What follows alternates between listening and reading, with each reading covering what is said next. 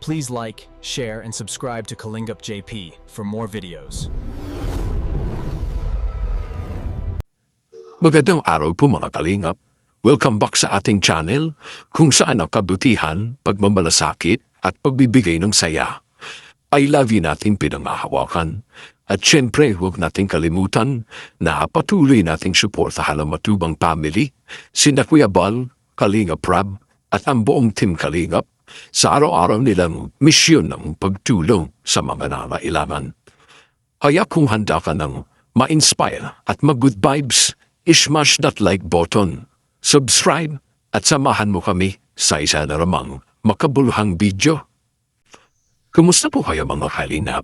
Nahabalantang ang pangyayaring ito kay Papa Veran, isang aksidente sa motor at ang sabi pa ay may matinding galos at tila ay nakikita daw ang buto.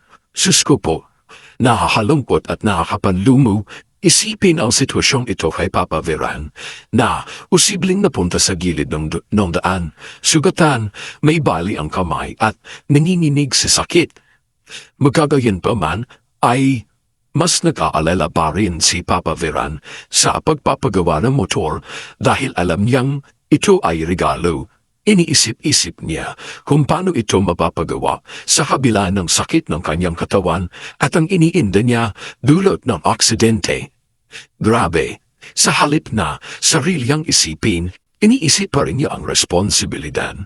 Iniisip pa rin niya kung paano niya masusundo ang anak na nasa camping at iba pang mga obligasyon bilang padre de pamilya. At kung paano niya aayusin ang nasirang motor, ganito kabuti, ganito kabait si Papa Veran. Si Vincey, alam nating lahat na hindi halos mapahali. Sino ba namang anak ang hindi manghihina kapag nalaman mo ang haligi ng tahanan ay naaksidente? Ramdam ko ang kaba niya.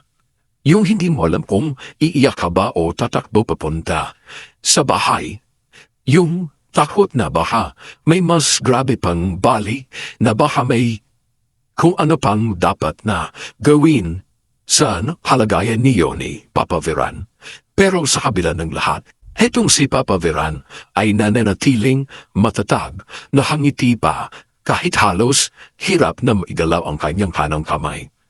Sadyang kamangha-mangha, sa panahon ngayon, bihira ka nang makakita ng taong inuuna pa rin ang kapakanan ng pamilya kaysa sa sarili niyang karamdaman. Ang mga tatay na tulad ni Papa Veran, sila ang tahimik na bayani. Hindi man sila laging nagsasalita, hindi man sila madalas makita o maglabas ng emosyon, pero alam nating nag-aalala sila sa isa't isa. Ramdam mo mas inisip pa nila kung paano magpapatuloy ang buhay para sa mga mahal nila. Nakakalungkot isipin, pero kahit ganoon, mas inaalala pa rin niya kung paano niya mapapanatiling maayos ang lahat. Ganito ang pagmamahal ng isang ama, na kahit ano pa man ang danasin, ay nananatiling matiisin, matatag, at may pusong kayang magtiis para sa pamilya. Kaya mga kalingap, ipagdasal natin si Papa Veran na sana mapabilis na ang kanyang pagdaling at sana'y makabawi na siya sa motor na kanyang inaalala. At higit sa lahat, sana malaman niya na mas mahalaga siya dahil ang motor ay kaya pang palitan, ang sugat ay kaya pa ding gumaling. Kaya't mga kalingap, sabay-sabay nating panoorin ang hindi inaasahang pangyayaring ito. Ano sugat mo? Ha? Kirot? Patingin niya, makirot? Anong gamot ininom mo? Wala. Ay, grabe ka naman. Di ka nag-inom ng gamot? Hindi ka. Grabe naman. Laki na sugat mo. Paano? Makamotor ka pa? Oo. Makakaya pa ang motor? Na-tricycle ako. Nag-tricycle na lang. Ayaw ko na ng motor. Ayaw mo na. Baka ano ko muna ang unahan niya at na-stack up yung... Stack up yung preno, di ba? Doon ako Yung preno, unahan? mahina-hina. Minor lang nga yung takbo ko. At sabi nga, nung akala nga, naghinto. Tapos biglang nagdulas yung... Oo. Kasi mahina nga yung ano ko.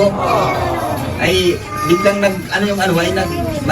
mabuhangin. Oo. Biglang Madulas pati kasi buhangin. Hindi sila si Bawi man ako yun ngayon. Bawi ngayon?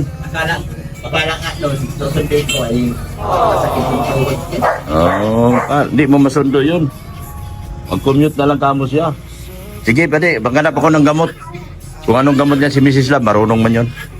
Anong gamot yan? Di ka pa wala nakainom mula. Simula ng simplang ka.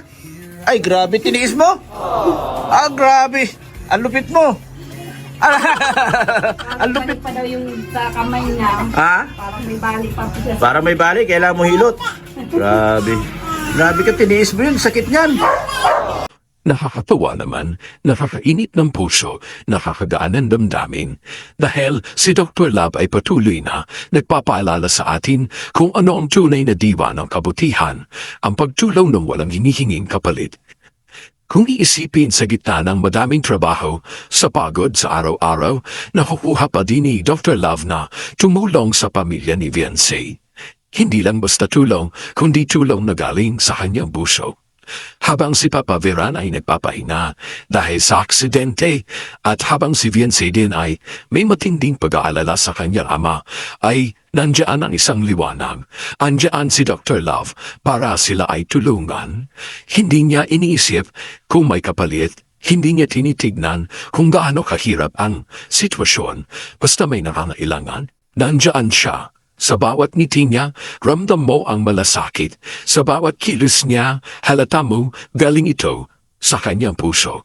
At kahit abala siya, kahit posibleng pagutin sa trabaho, may mga iniintindi ring ibang problema, pero heto pa rin si Dr. Love at inilalaan ng oras, lakas, inilalaan ng kanyang puso para tumulong pati sa pamilya ni Viancy at kay Papa Veran. At tunay siyang nagmamahal mga kalingap, hindi nasusukat ang oras o kakayahan, nasusukat ito sa pagmamalasakit sa ating kapwa. Alam natin na masaya talaga si Viancy at labis ang kanyang pasasalamat. Yung mga matang halos mapuno ng luha dahil hindi lang sa pag-aalala sa kanyang Papa Veran, kundi dahil sa kabutihan ipinapakita sa kanila ni Dr. Love para sa isang anak na nakikita ang ama niyang hirap, tapos bilang isang taong darating na handang tumulong, ibang klase yung ginhawang dalan yun. Parang may anghel na bumaba, parang may sagot ang bawat panalangin. At niyon, habang si Papa Veran ay unti-unting bumabangon mula sa nangyaring aksidente, habang siya ay gumagaling at ang kanyang sugat at ang kanyang pilay ay siguradong isa ang pinakamalaking dahilan ng kanyang pagngiti ay ang kabutihan na natanggap mula kay Dr. Love. Hindi man niya ito masabi ng direkta, pero ramdam ng lahat ang pasasalamat, ang respeto at ang paghanga mula sa taong may pusong tunay na pagmamahal sa kapwa.